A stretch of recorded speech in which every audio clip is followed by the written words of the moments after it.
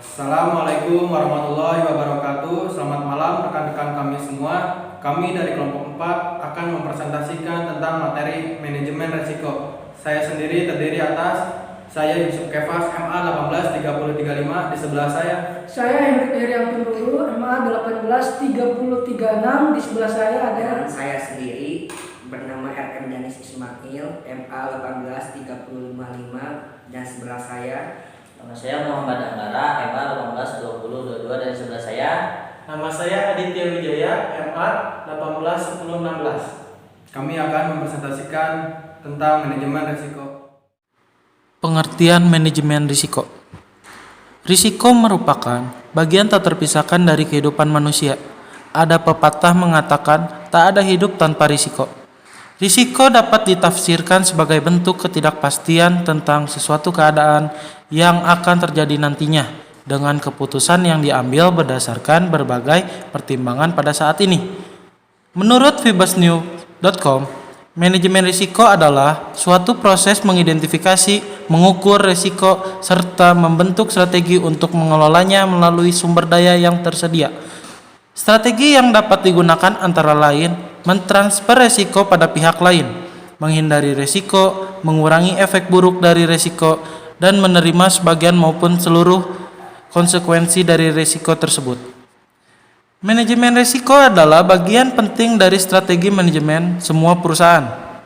Proses di mana suatu organisasi yang sesuai metodenya dapat menunjukkan risiko yang terjadi pada suatu aktivitas menuju keberhasilan di dalam masing-masing aktivitas dari semua aktivitas. Fokus dari manajemen risiko yang baik adalah identifikasi dan cara mengatasi risiko. Macam-macam risiko dalam sektor produksi. Menurut sifatnya dibedakan ke dalam 1. Risiko murni, yaitu risiko yang terjadi pasti akan menimbulkan kerugian dan terjadinya tanpa sengaja, misalnya kebakaran, bencana alam, pencurian, penggelapan, dan sebagainya. Kedua, risiko spekulatif, yaitu risiko yang sengaja ditimbulkan oleh yang bersangkutan agar memberikan keuntungan bagi pihak tertentu, misalnya utang piutang, perdagangan berjangka, dan sebagainya. Yang ketiga, risiko fundamental, yaitu risiko yang penyebabnya tidak dapat dilimpahkan kepada seseorang dan yang menderita cukup banyak, misalnya banjir, angin topan, dan sebagainya. Menurut sumber atau penyebab timbulnya, risiko dibagi menjadi 2. Yang pertama, risiko intern. Risiko yang berasal dari dalam perusahaan itu sendiri, seperti kerusakan artefak karena kesalahan karyawan, kecelakaan kerja. Dan yang kedua, risiko ekstern, yaitu risiko yang berasal dari luar perusahaan, seperti pencurian, persaingan dalam bisnis, fluktuasi harga, dan sebagainya. Pengukuran resiko operasional. Pengukuran resiko operasional dapat dilakukan dengan menempatkan tingkatan dari setiap bentuk resiko yang terjadi, yaitu semakin tinggi resiko, maka semakin tinggi kemungkinan untuk memperoleh return yang diharapkan, aktual return, dengan asumsi resiko dan return bersifat linier, IR, expected return, atau keuntungan yang diharapkan, sama dengan standar deviasi atau simpangan baku. Simpangan baku di sini sering diartikan dengan tingkat resiko, yaitu semakin besar simpangan bakunya, maka semakin besar resiko yang akan terjadi. Perubahan karakteristik resiko operasional. Setiap resiko bisa berubah karakteristiknya dari waktu ke waktu. Misalkan pada zaman dulu pencatatan transaksi dilakukan secara manual.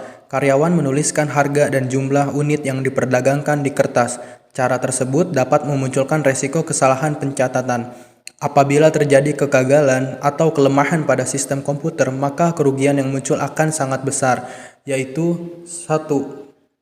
Globalisasi. Era globalisasi telah memberi perubahan besar bagi konsep bisnis pada seluruh sektor bisnis, baik finansial maupun non-finansial, sehingga menciptakan konsep produk dibuat untuk menampung keinginan globalisasi tersebut. Karena itu, perusahaan dituntut untuk menerapkan manajemen yang berbasis konsep global, yang secara tidak langsung mekanisme operasional perusahaan juga harus bersifat global. Kedua, otomatisasi. Otomatisasi ini menurunkan resiko yang berkaitan dengan manusia, misal kesalahan dalam pencatatan karena kelelahan. Tetapi otomatisasi semacam itu memunculkan resiko yang baru, yaitu resiko kegagalan sistem dan semacamnya.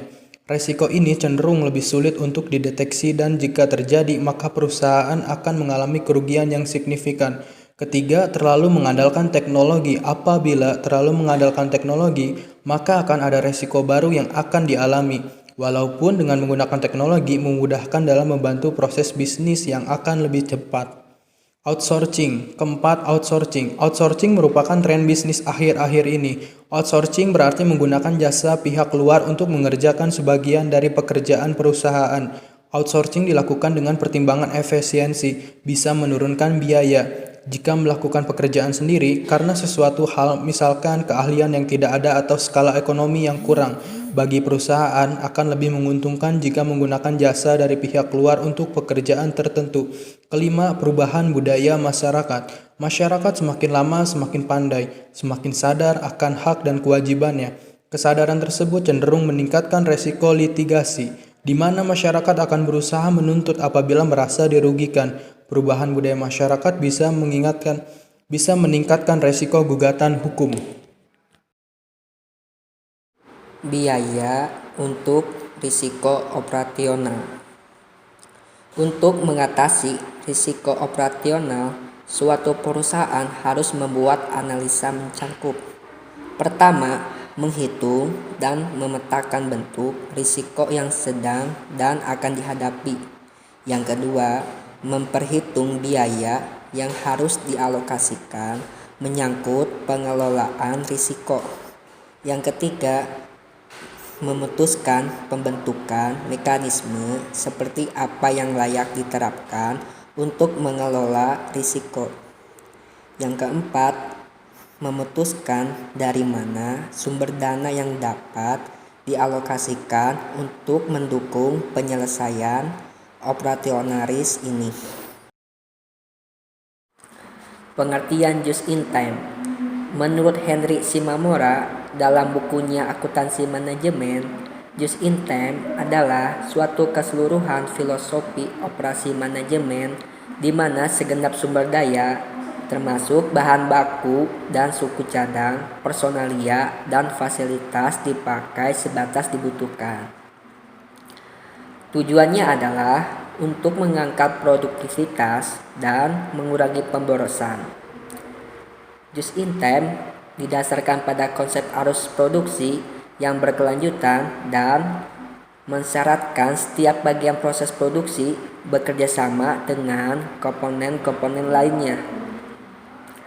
Konsep just in time adalah suatu konsep di mana bahan baku yang digunakan untuk aktivitas produksi didatangkan dari pemasok atau supplier tepat pada waktu bahan itu dibutuhkan oleh proses produksi, sehingga akan sangat menghemat bahkan meniadakan biaya persediaan barang atau penyimpanan barang atau stocking cost.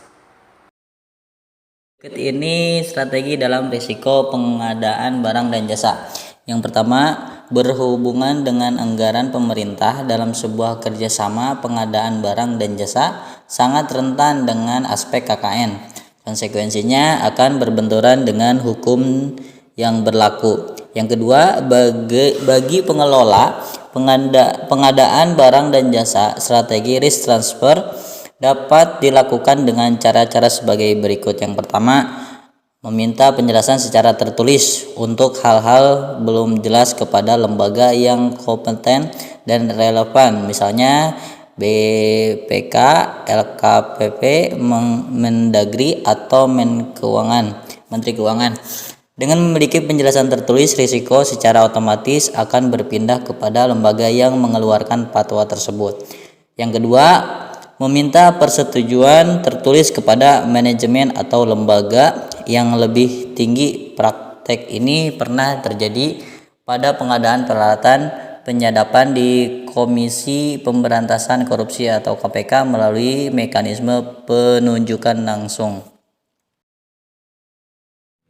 Resiko pengadaan dalam opini mendefinisikan barang dan jasa Kuantitas, kualitas, waktu, tempat, dan harga akan menentukan seberapa kompleks proses yang harus dilakukan dalam mendapatkan barang dan jasa.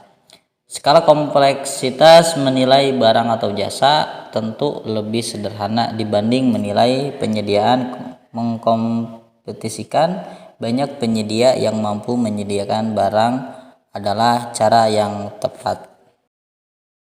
Dalam Peraturan Presiden Nomor 70 Tahun 2012 tentang pengadaan barang atau jasa pemerintah, dikenal beberapa metode pemilihan pada penyedia barang atau jasa, pengadaan barang, jasa lainnya, dan pekerjaan konstruksi. Terdapat beberapa metode, yakni pelelangan umum, pelelangan terbatas, pemilihan langsung, penunjukan langsung, dan pengadaan langsung. Untuk pengadaan jasa konsultan terdapat beberapa metode, yakni seleksi umum, seleksi sederhana, penunjukan langsung, pengadaan langsung, dan sayembara. Kesimpulan,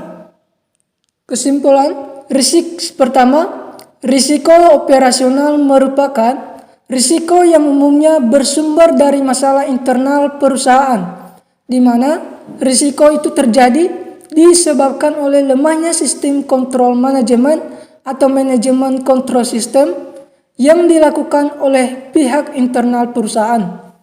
Yang kedua, untuk menghitung kerugian yang diharapkan jika risiko tertentu muncul dapat menggunakan kerangka probabilitas atau frekuensi dan severity. Rumusnya adalah kerugian yang diharapkan sama dengan frekuensi atau probabilitas dikali severity atau besarnya kerugian. Ketiga, ada beberapa faktor yang mampu memberi pengaruh pada terbentuknya risiko operasional, yaitu risiko pada komputer, kerusakan peralatan pabrik, kecelakaan kerja, kesalahan dalam pembukuan secara manual, kesalahan pembelian, dan tidak ada kesepakatan bahwa barang yang dibeli dapat ditukar kembali. Pegawai outsourcing, globalisasi dalam konsep dan produk. Yang terakhir yaitu faktor yang menyebabkan perubahan karakteristik risiko operasional, yaitu globalisasi, otomatisasi, terlalu mengandalkan teknologi, outsourcing, dan perubahan budaya masyarakat. Sekian dari kelompok kami. Apabila ada kesalahan, mohon dimaafkan. Kami ucapkan Terima kasih. wassalamualaikum warahmatullahi wabarakatuh.